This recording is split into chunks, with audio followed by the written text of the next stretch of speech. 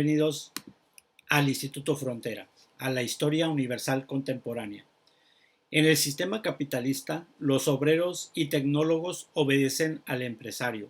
Bajo el socialismo, obedecen al funcionario socialista. Esto lo dijo Ludwig van Mises. Hoy estamos estudiando la unidad 4, que se llama Procesos históricos actuales. Y estamos esperando aprender la comprensión y la importancia de la desintegración de la URSS y también reflexionar sobre la posible importancia de potencias emergentes y la relación con nuestro país.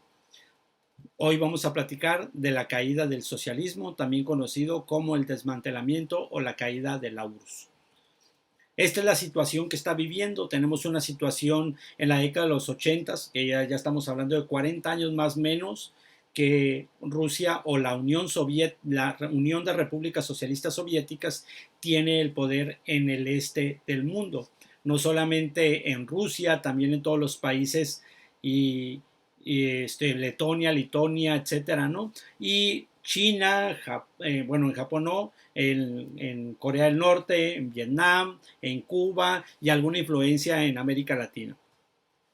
El enfrentamiento político y económico que tenían contra Estados Unidos pues tenía un desgaste militar y también estaban atrasados en la industria y en la agricultura. Aparte en la situación que les demandaba el retraso tecnológico por estar escondidos, es decir, no salían al mundo, entonces robaban información, pero no era suficiente, entonces tenían un retraso tecnológico y también tenían estaban deteriorados su calidad de vida. Se incrementaba cada vez la mortalidad, más jóvenes se morían y también tenían per cápita o por cabeza por ser humano tenían pobreza extrema y también tenían el problema del nacionalismo, es decir, soy ruso o soy croata o soy checoslovaco o soy etcétera, ¿no? Entonces todos estos 150 pueblos, lenguas, pues tenían una discrepancia unos con los otros y acrecentaban las diferencias internas que tenía la Unión Soviética.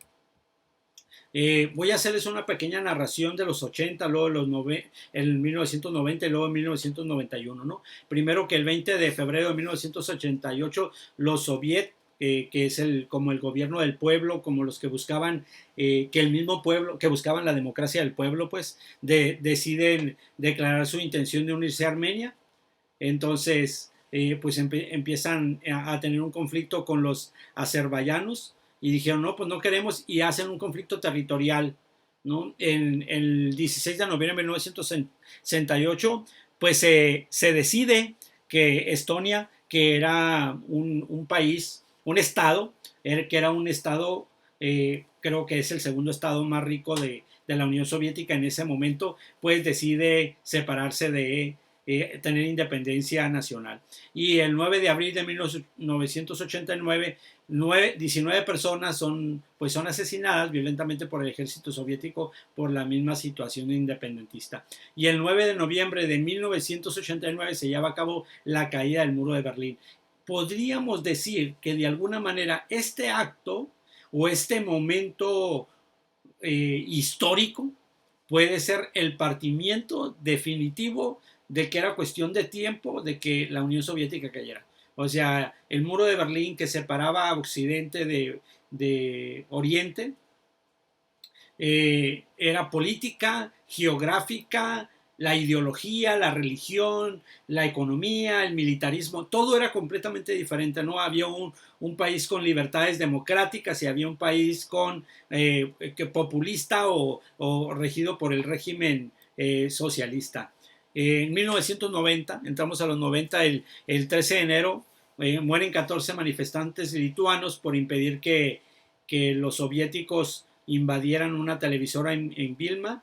Y el 7 de febrero del 90 también el Comité Central del Partido Comunista de la URSS, el PICUS, como se conocía, acepta la propuesta de Mikhail Gorbachev de renunciar al monopolio político, es decir, que los soviéticos ya no van a tener todo el manejo, el Partido Socialista ya no va a tener el poder, y aceptan esta propuesta de Mikhail Gorbachev, que se vuelve una pieza clave en todo el desmantelamiento con su perestroika, con sus reformas, ¿no? Las vamos a platicar en un momento. Y el 11 de marzo, el Soviet Supremo de la República Soviética de Lituania se declara independiente.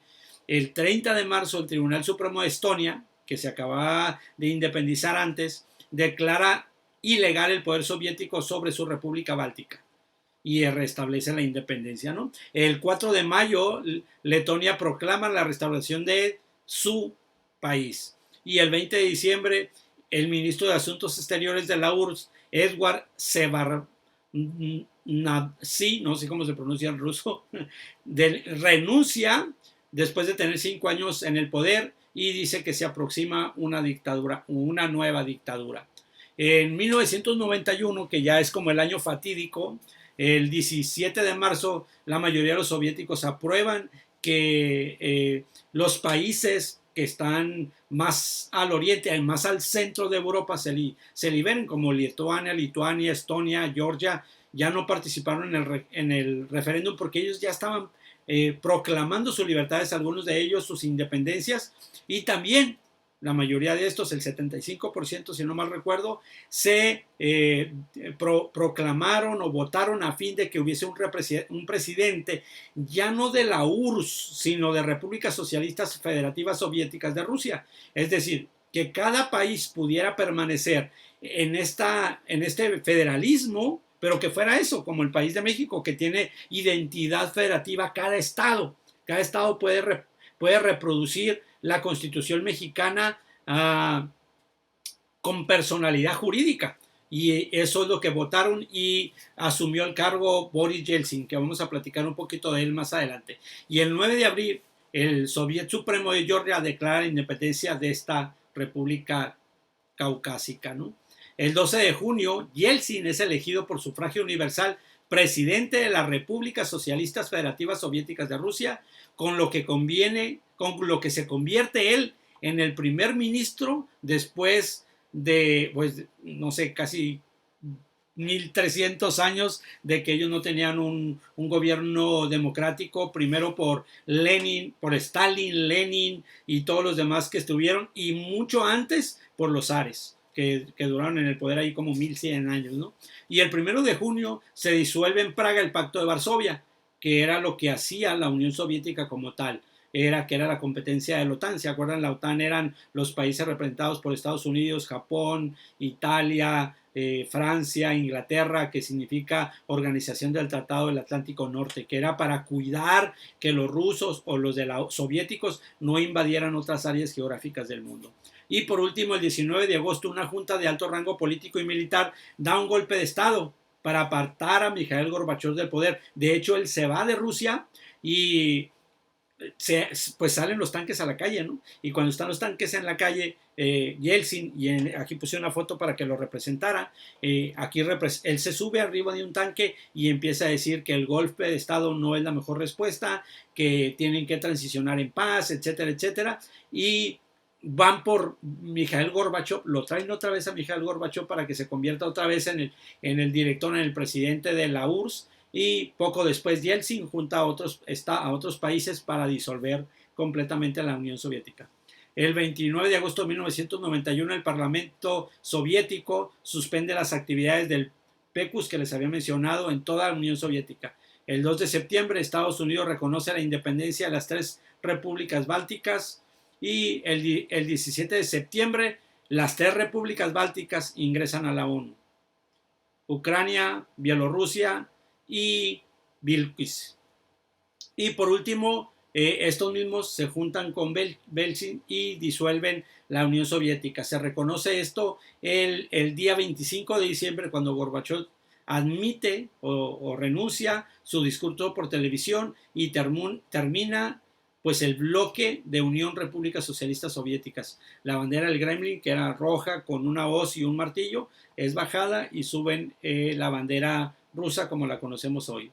Esto es lo que Mikhail Gorbachev hace para que lo que él buscaba era transicionar no a ser capitalista en sí, dejar de ser socialista sí, pero no transicionar al capitalismo, sino a otra forma de gobierno. Y él hace la perestroika, que significa reforma, y hace la Glasnost, que significa transparencia informativa, que se supone que estas dos reformas iban a traer una economía sustentada a un mercado libre, no capitalista, pero sí más libre, y la política que iba a ser una participación democrática y iba a ser elecciones libres. Y eso en cuanto a la perestroika. Digamos que él tuvo una reforma económica y política. Y hacía en el Glasnost era una reforma de los derechos independientes o los derechos humanos fundamentales, que era la libertad de prensa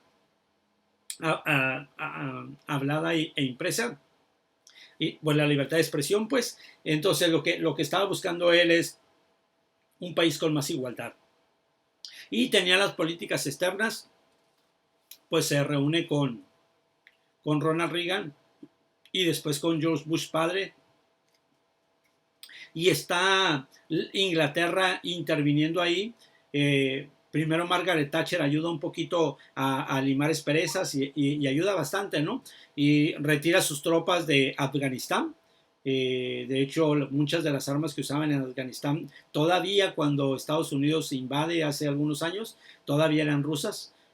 Permite que el presidente Mikhail Gorbachev se reúna con el Papa Juan Pablo II, que era como complicado porque los rusos eran católicos ortodoxos, no católicos romanos, pero se reúnen también limando asperezas, y hay un mejoramiento de relaciones entre Israel y China. Hasta la fecha tienen muy buena relación. De hecho, el viaje de la seda, que vamos a platicarlo en la globalización, tiene más beneficios Israel de traer producto de China.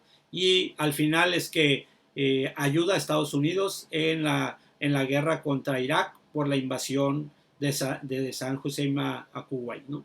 Entonces, con esto los dejo. Les dejo un pensamiento de Benjamin Trulker. Dice: el capitalismo es el menos tolerable que no se puede decir del socialismo o del comunismo. Gracias. Mándenme sus trabajos. Estamos en contacto. Muchas gracias.